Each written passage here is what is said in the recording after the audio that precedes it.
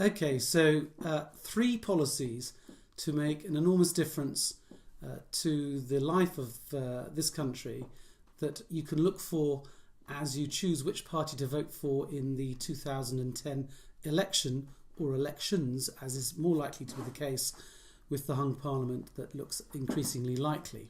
So three policies to make an enormous difference. Policy number one, introduce school vouchers, the full Monty policy as they introduced in Sweden. It's made an enormous difference to educational standards and development and investment in Sweden, and it will do the same in the UK.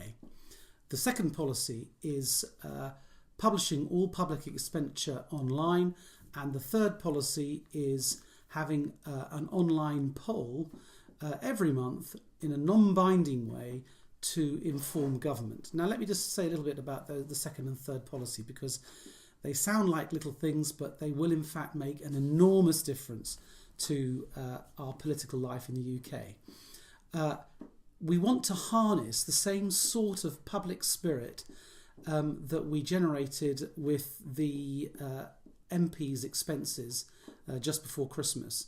The combination of the media publishing the information online and the sense of outrage at the waste of public money in the general population very quickly led to change for the better.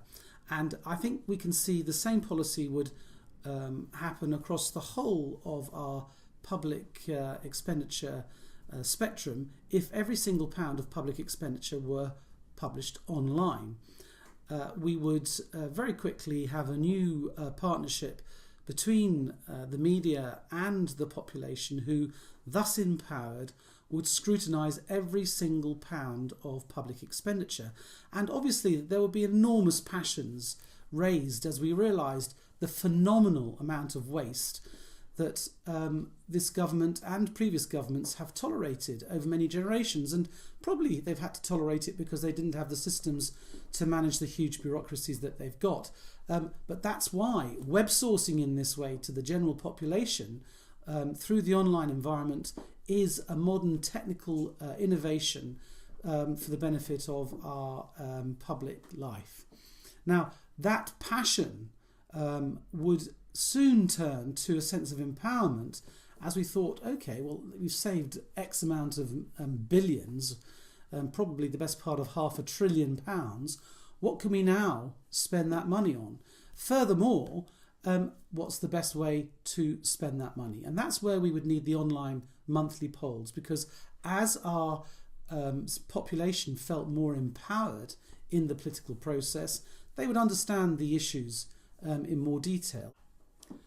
Now, I want to make a small philosophical point here to underpin those three policies.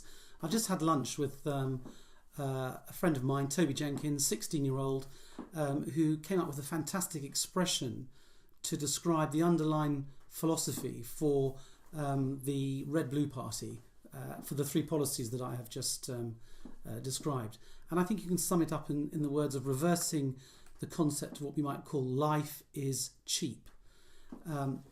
If our politicians, and indeed if we as a population don't value our lives, if our politicians don't value the population, which has been the underpinning of the entire political history of mankind, really. First of all, we had autocratic and despotic rule, where clearly those kings and queens and dictators didn't value the political input of their subjects.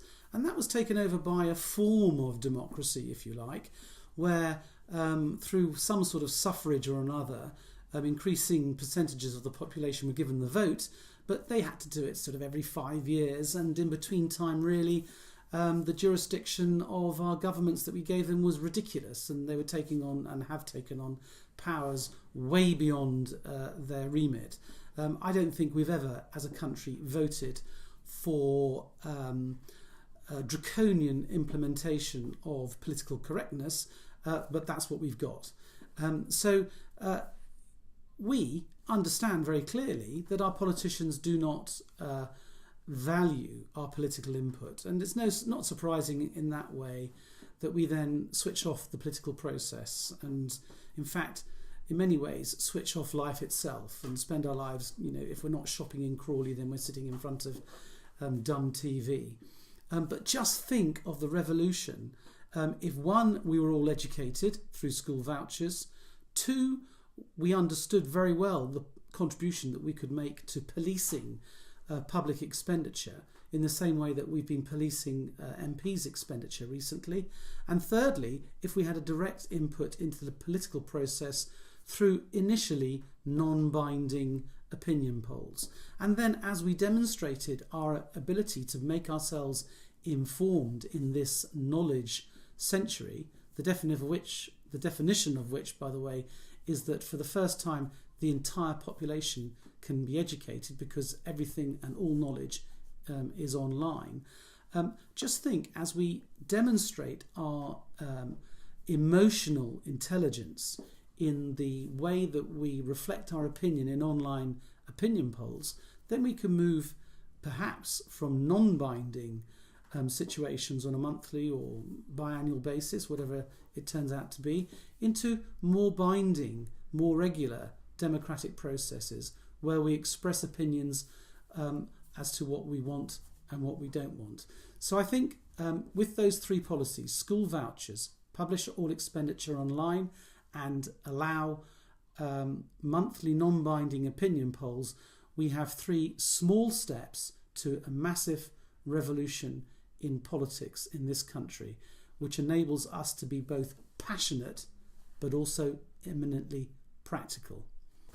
With that, I hope you enjoy the rest of the RedBlue site, which you can see in the navigation there, and perhaps if we get a hung parliament in our May election 2010, you'll be looking for these issues to be teased out by the parties as they try to wrestle for our vote in the next election of October 2010.